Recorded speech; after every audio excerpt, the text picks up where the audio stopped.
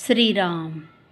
नमस्कार साधक बंधू भगिनींनो, चैतन्य उपासना या चॅनलवर मी सौ माधुरी कुलकर्णी आपले स्वागत करते. या चॅनलद्वारे आपण सोमवार ते शनिवार श्री गोंदवलेकर महाराज यांचे काही श्रेष्ठ शिष्य या डॉक्टर वा रा अंतरकर लिखित चरित्रात्मक पुस्तकाचा आस्वाद घेत आहोत. तसेच रविवारी श्री महाराजांच्या काही भक्तांचे अनुभव ऐकत आहोत. श्री महाराजांना त्रिवार वंदन करून मी आज आपणास श्रींच्या एक अनुग्रहित भक्त सौ प्रज्ञा शरद हिरेमठ राहणार बार्शी यांना श्रींचा आलेला अनुभव त्यांच्याच शब्दात कथन करणार आहे. प्रज्ञाताई सांगतात, श्रीराम. गेले 2 वर्ष आम्ही 5 मैत्रिणी मिळून गोंदवले येथे वर्षातून एकदा 4-5 दिवसांकरिता जपासाठी जात असतो. त्याप्रमाणे यावर्षी देखील गोंदवल्याला 5 दिवसांच्या जपासाठी जायचं ठरवलं. गेल्या वर्षी जेव्हा आम्ही गेलो होतो तेव्हा संपूर्ण जपाच्या कालावधीत प्रसादासाठी केवळ भातच होता. पोळी नसल्याने व पोळीची सवय असल्याने रोज रोज फक्त भात खाऊन आम्ही कंटाळून गेलो होतो. या वर्षी देखील न जाणो 5 दिवस फक्त भातावरच काढायला लागले तर या भीतीने आम्ही आमच्याबरोबर खाकरे घेऊन गेलो होतो. जर भात खाण्याचा कंटाळा आला तर आपण रूमवर येऊन खाकरे खाऊ असे सर्वानुमते ठरले.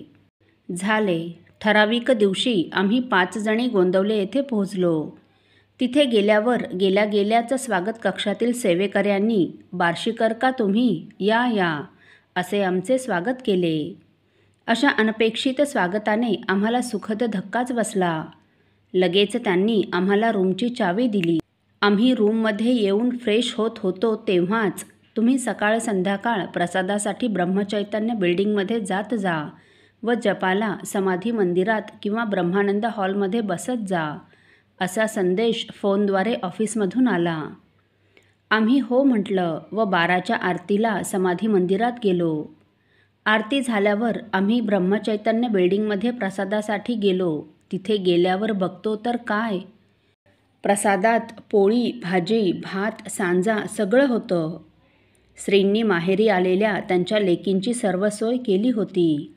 सोय कसली, अगदी मायेने केलेले लाडच होते ते. आम्हाला आश्चर्य वाटून अत्यानंद झाला. प्रेमस्वरूप श्रींच्या प्रेमामुळे 5 दिवसात आम्हाला खाकरे खाण्याची वेळ आली नाही.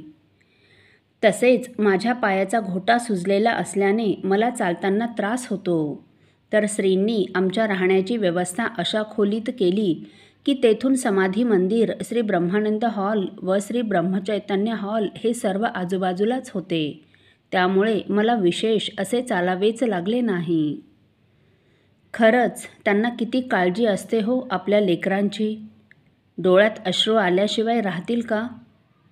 श्रीराम समर्थ. साधक हो, प्रज्ञाताईंना असलेली नामाची आवड व श्रींच्या दर्शनाची तीव्र ओढ यामुळे त्या त्यांच्या मैत्रिणींसह गोंदवले येथे जातात व खूप नाम, श्रींच्या प्रेमाची उबदार संगती व श्रीसेवा अशा अपूर्व मेजवानीचा लाभ करून घेतात.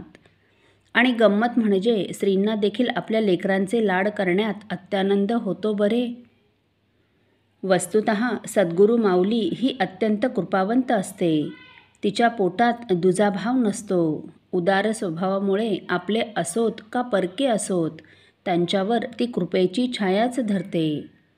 ती मातृहृदयी माऊली हातात खाऊ घेऊन आपल्या बालकाची लौकिक भूक भागविण्यासाठी त्याच्या मागे लागते व अखेरीस त्याला अखंड समाधानाची प्राप्ती व्हावी म्हणून त्याच्या मुखी ब्रह्मरस घालते.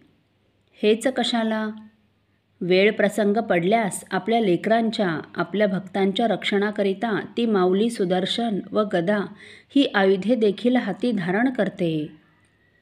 सद्गुरू माऊलीच्या याच अलौकिक करुणेचे, दयासिंधुत्वाचे, कृपेचे वर्णन करताना संतश्रेष्ठ तुकाराम महाराज लिहितात, कृपावंत दुजे नाही तुम्हा पोटी, लाडे बोले गोठी सुख माते.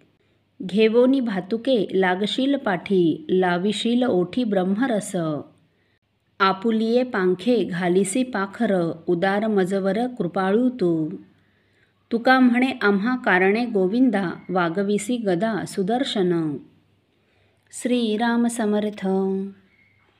साधक हो, आपल्यापैकी कोणा श्रींच्या भक्तांना श्रींचे असेच काही अनुभव आले असतील तर इतर साधकांचे श्री महाराजांवरील व त्यांचा प्राण असलेल्या नामावरील प्रेम वृद्धिंगत व्हावेत या पवित्र हेतूने आपण मला ते 9422843253 अथवा सुनील दादांच्या 9892608401 या व्हॉट्सअप नंबरवर कळवावेत अशी नम्र विनंती. श्रीराम समर्थ.